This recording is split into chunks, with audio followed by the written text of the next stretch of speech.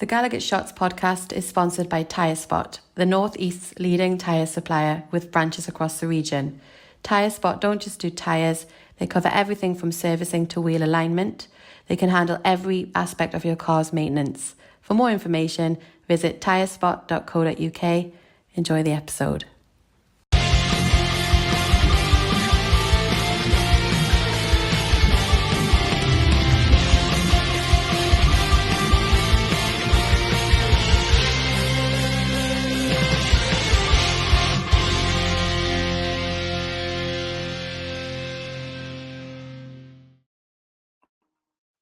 Hello, everybody, and welcome back to the Gallagher Shots YouTube channel and podcast. We are here, a little bit delayed on this one, but this is our not necessarily instant reaction, but it's the reaction at least. I am your host, Chris, joined by Decca this afternoon.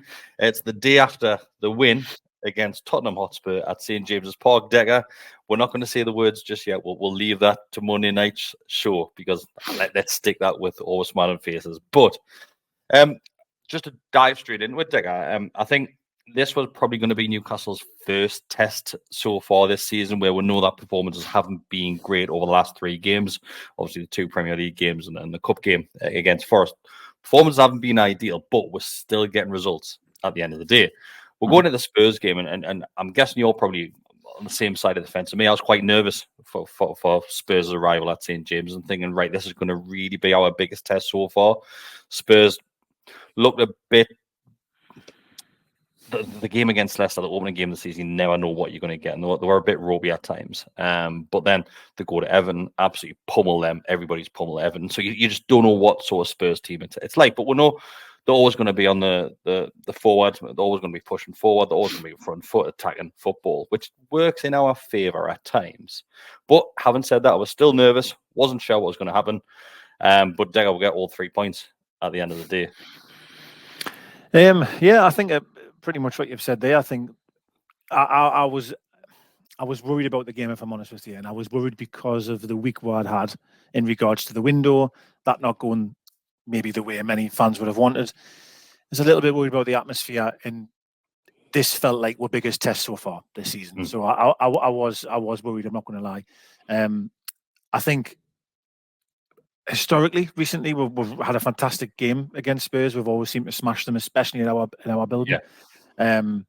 But I was worried, to be fair. Now, I will get onto the game probably in a second, but yeah, it could have went either way. If I'm being honest with you, it could have went either way.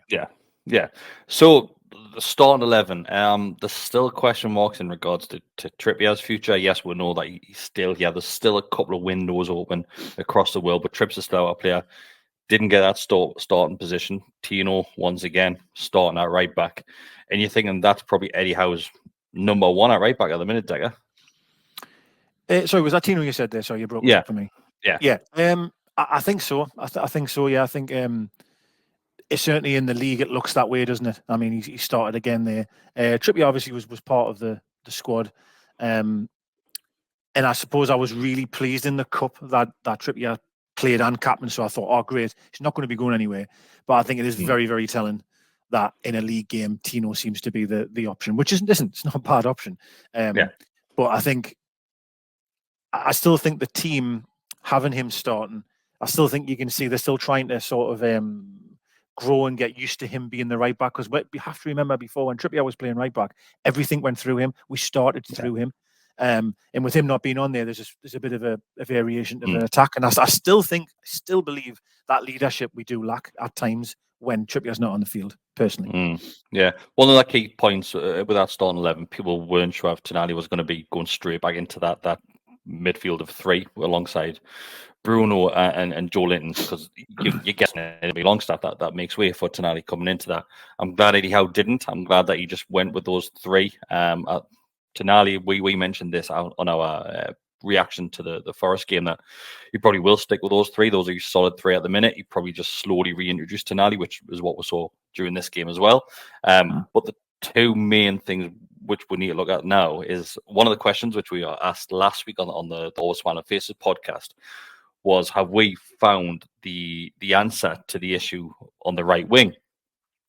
So we saw Barnes and Anthony Gordon starting on the flanks against Spurs as well. And both of them had decent games. Harvey Barnes obviously getting the goal as well. They both had decent games on those. Yes, I know there's still question marks about Gordon's fitness, but I just want to focus on what Barnes was doing, because Barnes was involved through a lot of the attacking plays for Newcastle, obviously grabbing his goal as well, Digger. Yeah, I think Howell mentioned before the start of the game that Barnes has deserved this opportunity. He's been knocking on the door of late, and he's decided to go with him. I think something I wanted to reference was the last few weeks on the All Smiling Faces on a Monday. We've discussed, or I've certainly mentioned, can that not be with front three? And some people think not, because we think we're playing one of them out position. But Howard's decided, no, I'm going to have to start all three of them. Barnes had a wonderful effort. I thought it was in, to be honest with you, where he bent it just past the post.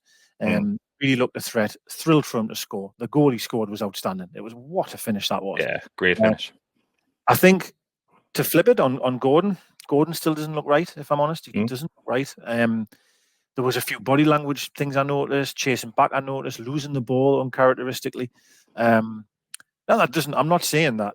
I just don't think he's at his peak sharpness, as we've noticed before. What he's like if he doesn't have a full preseason. We've seen this before. What he can be like, and I'm sure he'll come good and everything will be fine. But I was actually shocked that Gordon was the one that stayed on and Barnes came off. Personally, at the time when he made that change in the second half. But I still think it's funny, isn't it? Because Murphy came on and pretty much made the goal, right? So I thought he was poor when he came on, but still, that moment in itself was class. But I still think that is the front three we have to stick with. I think Gordon and Barnes have to play. They might interchange wings, they might swap occasionally, but I think personally that's the best three to go with. I think the thing with Gordon, do you know what it is? I don't think Gordon had a bad game, but I think we're just so used to seeing how great of a player Gordon is when he has these off days, which he every single game that he's played this season, you could argue that he has had one of those. And you're right. I wouldn't say necessarily body language, but there was a few times which he just wasn't tracking back, which just isn't him. I'm not sure if that's him trying to preserve his energy for going forward, because Eddie Howe's mentioned a couple of times that he's like you said, he's not at that level where he needs to be when it comes to fitness. That could be one of the reasons. He could be being told to do that. Like you said, lost the ball a few times, just sloppy, really, really sloppy. But we saw Joe Linton do that umpteen times so far this season. Bruno done it loads in the first half as well. There's loads of them that were sloppy, like the Dan Burn. Like he tries to play the ball across the edge of his box and it just goes to a Spurs player. There was so many moments. And yes, I know we got the 3 points and we're all unbelievably happy and proud that they got the 3 points. But that wasn't just down to Newcastle being clinical in their chances. That was down to Spurs not being able to hit a barn door as well, because they were so sloppy at going forward. The defensive line was all over the shop as well. And just leaving our lads on the wings just to have free reign. And Isak, we know how well Isak does against the high line. And they were still continuously letting him do that. I think Isak again had a poor game, if I'm honest. And I feel... Well, I'll try and say as much as I can here. I know we don't want this to go on forever, but I felt the first 10, 15 minutes of the game, I thought were by far the better team. I thought were really, really good. I thought when the linesman got injured and they had that break in play, I think Spurs, whatever they maybe changed, that we really struggled to get back in the game. We then actually got the goal, ironically, which was fantastic, as I've said. The second half, though, was... For long periods, just quite worrying, if I'm honest. We had no real grip in the game. Midfield was way out of shape. And it's in them moments where I find, when the team is on fire, right, and we're really at it, Isak looks unbeatable, unplayable. Yeah. Right? But when we're up against it, I noticed a bit at Forest as well, he's unable to hold the ball. The ball doesn't stick when it's up front. And that's a bit of a content. It's just almost coming straight back at us. Yeah. And that is a bit worrying, to be honest with you, with Isak. And listen, I'm not, I'm certainly not. I just feel if Wilson was fit in them moments, Wilson's probably a better option because he's more physical. He'll put himself about more. So that was a bit of a shame. And to reference the chances that Tottenham had, I mean, some people will probably come back and go, well, they didn't have that many clear-cut chances. Perhaps not, but the odd final ball, mind you, if they might have just played the right ball, it could have been out of sight before we took the lead. 20 shots at goal. 20 shots at goal. The Spurs had 6 on target to our 9 shots at goal, 3 on target. Obviously, we scored 2 of ours. 2 of the 3. But so how many times did them? I felt in that second half them got in the same position about 10 times where they were just in on my back 4, but made the wrong pass. Either got cut out. I thought Kraft was outstanding, to be fair, for the majority. there was the odd last-ditch chattel or the last block or perhaps a bad pass. And I'm thinking, lads will have to wake up here because it was 5, 10, 15 minutes in the second half. It was just wave after wave. Very similar to Southampton. Very similar to Southampton. Pulled off a couple of decent saves where low shots and he parries them out. But then obviously the shot comes from Maddison, I believe it is, and he parries it out to the left-hand side. And the ball's coming over the top, and then he just I don't even know what he did. He kind of just parries it out, and he gets a half attempt at hitting the ball, and hence it lands to Dan Burn as Dan Burn's already mid-swing, and he nearly takes the roof off the net by smashing that into his own net there. And you just when they got that goal, I'm nervous because even after that, we're losing the ball, and they're still coming out with, and still coming out with. Then Eddie Howe makes a couple of changes, and the likes of Jacob Murphy comes out, and do you know what it is? We're always pretty respectful with Jacob Murphy and what he's done and how well of a player he can be at times. He came on that field at St. James's Park and he stunk the place out for the first 15 minutes. Like he really did, because everything he touched, he lost. Every decision which he made the wrong decision. When we're normally sat here on a Monday night or a reaction, we're saying his decision making is normally perfect. He makes the right decision, a great ball into the box. But Jesus Christ, he needed that assist. He needed that run because he stunk the place out. He really did. Yes, he had a shot earlier on, which he tested the keeper when he's on the left-hand side. But the fans, they turned quickly on Murphy because, like I said, he couldn't drop a bag of sand. Bless him. Like, he was poor. It reminded us when he came on the field that time and he ran the ball just out of play. Like, straight away, ran it straight out of play. That was what I was going to reference. So I've given Murphy quite a bit of stick over the years, right? But I need to reference the fact that Jacob Murphy that came off the bench was the Jacob Murphy I seen come off the bench on a Rafa. It was do you know what it is, right? What I will say, it is very difficult for a player to come off the bench in that environment where it was 100 miles an hour. Spurs were all over, pressing with a bit. And obviously he's come off the bench and and they were catching him cold. And every time he got that ball, mind you, wrong pass. God, the one to Tino where he went to give Tino ran away. It would have been right where you were sitting, and he passed it back to him. He wasn't there. Right in front of me. I was like, "Oh, like this is looking." But and you're right that the crowd was starting to get onto him. And it is tough coming off the bench. I'm not stupid. Of course, it will be. But we're really up against it in that second half. Like really, really were. To reference Pope, I think Pope made 2 or 3 really good saves. There was one Maddison bent left foot was going in, fantastic save full stretch. But then, of course, you have to talk about the error. I think it was one where I've watched it back so many times. I really feel like he wanted to catch it. And then at the last minute thought, do you know what, I'm not going to, and he's tried to almost shovel it away. Yeah. And then, unfortunately, and it's went to him, and the rebound was almost just a flap. Now, how dangerous is that in itself? Even if he gets a hand to it, he's putting it straight back into the penalty area. And I felt sorry for Burn because I think Burn, maybe not with that little touch off Pope, may have cleared that off the line. But I think he was already mid-swing by the looks of it. Do you know what I mean? It's really difficult. And you mentioned there about when they equalised, I honestly thought there was only one winner. If I'm being honest, I thought they were just coming again and again and again. But in classic Spurs fashion, they're so gung-ho. They're just so gung-ho. And the goal we scored, I mean, credit to Joe Linton. Takes the ball under pressure, turns, fantastic pass. That's horrendous defending. Horrendous defending. And Murphy did what he actually did in the first half. Had the awareness to square it, and we take the lead, which was amazing. But I put it on quite a few social media posts. I thought we were lucky because I really felt we could have been dead and buried by the time we scored, if I'm honest. I think it's right what you're saying. I think it could have went either way. Luke was with us. Like you mentioned earlier on in the game, we haven't even mentioned people are debating the chance. Well, first chance that we got, if Isaac was a shot off, it was a cross. That's a shot all day long. That like a shot.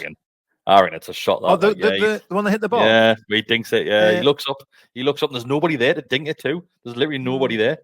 I mean, I have to say that again. I thought it was a cross, but yeah. Oh, I think it's a shot, me. Like, so unlucky there. Yes, they hit the bar a couple of times. That save, which Pope knocks it onto the bar. There's a deflection that hits it onto the bar. The lad missed the open goal for Spurs. Open goal. Why is he not heading the ball? I mean, it's an open goal, but he tries to go with his foot, which just headed it. As I say, I think how also at the end of the game, I didn't listen to the Sky one if he did one, but I listened to the club's one.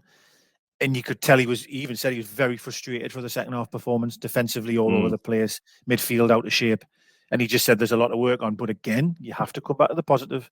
You've won the game. against a tough opposition. So it's 100% correct what we're saying, Decker. Like we say, winning ugly, and that's all we need to do right now. As long as you're getting points at the end of the day, and people, do you know what it is? Over the years, people used to give Man United so much credit for winning ugly, and that's what we've been doing so far this season. I think it will click. I think obviously when the options come back from injury, we're still obviously Fabian Schär's returning next week. Botman's obviously back in training. We don't know how far away he is really, and if Eddie Howe will risk him when he is back to fitness. We do have options there. We've got Tonali coming back. Tonali came on, and I thought he was all right when he came on against Spurs. Wasn't the best performance, wasn't the worst. It was fine. Put a shift in. He was grafting his arse off, chasing back. There's one moment where he comes steaming into the box. I'm thinking, oh, I thought a challenge was going to go and he was going to slice somebody, but he didn't. He didn't. He got I think the ball. For us, just a reference to it, I was thinking about Fabian Schär. If you take him out of the back four, you don't really have anyone that can bring the ball out. Just calmly bring the ball out and maybe start a move off from the back and look for that pass into midfield. And that's no disrespect to Kraft, but Kraft is just a defender, and he'll pass it out wide to Tino or perhaps. But I just feel bringing Schär back into the team, it'll really help. I think progressively move up the field, if you know what I mean. So I think we'll see changes there. And I also think you mentioned the name Decker as well. Just sticking with Kraft, he's had a lot of stick so far this season, and I don't think he's really put a foot wrong. I know Dan in our WhatsApp group, and people will recognize Danny was with us last Saturday when we done a live show. Said he was abysmal at the start of the season. So and it's mental. It's the harshest comment I've ever heard about a footballer. Like, so harsh. And like, I was so glad for Kraft as well, because like you said, he's a defender. He's a right back being played at centre back, and he's doing a damn good job as well. He did one in the second half where I thought they were in, and he managed to just put his body in the way, and it went out for a goal kick. That was superb defending. There was so many times he did that, important clearances along with Burn as well. But Kraft is playing out of position. He's not a first choice right back. He's certainly not a first choice centre half, and he's coming in and doing such a brilliant job for her. Deserves all the credit in the world for me, like he really does. With Tino as well. I thought Tino had a great game as well, like a really good game. He did, he did. And I just wanted to reference the midfield for a second. Was they all picked up a booking, didn't they? All three of them quite early on as well. And when we were really up against it, certainly the second half, it's difficult, right? Because they know if I go in here and I'm late, I'm going to get sent off. So it's a difficult. Having said that, the reason Joe Linton gets that opportunity to put the ball through to Murphy is because Maddison's the closest player. Madison had just picked up a yellow card as well. So Maddison's got the option. At any other point, if he doesn't have a booking, he brings Joe Linton down. Of course he does. And Joe Linton obviously realizes on a yellow card. He just walks around him. It's a great turn, to be fair. Great turn, goes around him. Thank you very much, away. And that high line, once again, you've mentioned it, the high line just puts him under pressure straight away. Especially the pace that Isaac and Murphy have as well. I love the battle between Maddison and Bruno. They were smashing into each other at times, and I love that battle. It was really good. It's just a shame that obviously Bruno did get that yellow card as well. But do you know what it is? It wasn't the worst performance this season. It's probably the best performance we've seen so far. There's moments and really good positives in that. Like I've said, still plenty more to come this season as well. Yes, it wasn't the greatest Spurs performance. We know that. They should have probably had a few goals, not just the one, which ended up being an own goal at the end of the day anyway. But no, what is credit to them that they went through that storm there and came out with all 3 points. And you can't ask for much else. No, that's exactly. I mean, I think that they hung on really, really well. They dug in where they had to. There were some great moments in the game. There was some really poor ones. I thought certainly from a Schär point of view, as the team were, I did. As I say, I'll repeat myself again. I thought we were lucky to get the 3 points. I think if you're a Spurs fan, not that I'm listening to any of their match reactions, but I would imagine them to come away from that game thinking, how are we not getting something from that game? So they'll be coming up here to saying we're not good enough. Like we didn't perform well enough there because they should be taking them chances. I think if that's us under the foot, we're saying how we came away and not won that game. Yes, that's what I mean. Yeah, exactly, 100%. But we're 3 games in. Well, I'm excluding the cup for a second. We're 3 games in the Premier League. We haven't lost yet. 7 points out of 9. We've gone in. I think it was a really important one because it was the international break coming up, and I just feel if we had have lost the game, just morale and the sense and the mood and stuff where we've left on a win. And I also think it was the first time we've won back-to-back home games in the Premier League or something like that. We mentioned that on Match of the Day. I think it was first time in the history. Yeah, and it hasn't been. It's been a difficult week. It has been a difficult week for Howard off the field stuff. So credit to all of them for coming through that game on Sunday. 100%. It could have went the other way, where obviously fans aren't happy with the transfer window, how that ended, the lack of activity that we've had. Obviously, the chairman was in the crowd as well at St James's Park, which obviously always has question marks above it. But I'm not getting on my high horse and going, oh, he must have been there to sack somebody. No, it's just he's there, he goes. That's it. End of the day, that's it. And it's always Spurs random. He's always there for the Spurs game. Just expect a smashing. That's why. Exactly. I just think like it could have been a lot worse if we had lost those points there and walk away from St James's Park with nothing on the back of the tough week which we've had as a football club, not be able to really do anything in the transfer window, on the back of the criticism which everybody seems to be getting at the club at the minute above Eddie Howe. The people talking about rumours of arguments behind the scenes and power struggles and things like that. It could have been horrible going in that international break, but it hasn't. It's fine. We've got 3 points. We'll just wait for the next storm to come along, Digger. Well, that's the problem, isn't it? I always feel, no matter when things, no matter how things are going, there always seems to be something that could possibly be lingering. Now, in fairness, right, the window's shut now, right? We have to let that go. I have no problem with people being frustrated during it or perhaps right at the end, but now the window's shut, it's gone. We have to just get behind the players that we have and trust in Eddie that we can do, do what we can do. Of course, we'd all like more players in. It hasn't happened. We have to move on. And I think all the players on Sunday did that. I thought that the subs were great. Attitude was class. And it was a brilliant 3 points considering just how difficult that game was when you think of it. Really, I watched it back again later on. It was tough. There was moments in the game where it was very tough, but we're getting through it. Happy days. I know there are raw moments which we haven't touched on during that game, but myself and Decker, if you're watching this back over, we'd do a Monday night live show as well. So we'll cover a lot of those things on the Monday night show as well. So we're live at 8:10 normally on a Monday night. So yeah, we'll see you there. We'll talk some more about it there, Decker, along with many other things. Thanks everybody who has joined us. If you're listening to the audio or if you're listening and watching on YouTube as well, it means a lot to us. Just like the video if you are on YouTube, become a subscriber. It costs you nothing to do that. If you do want to give an extra bit back, it is just $2.99 a month to become a member. You get extra videos, you get early access to videos as well, along with the Telegram group, which there's plenty happening in the Telegram group at the moment as well, which is just like-minded Newcastle United fans like you. If you listen to audio as well, just leave us a 5-star review as well if you have like this. That helps us massively, so go and do that. If you're on YouTube, go to Spotify or wherever you listen to, then just give us 5 stars on there as well. We'll see you next time. What you doing? Ta-ra.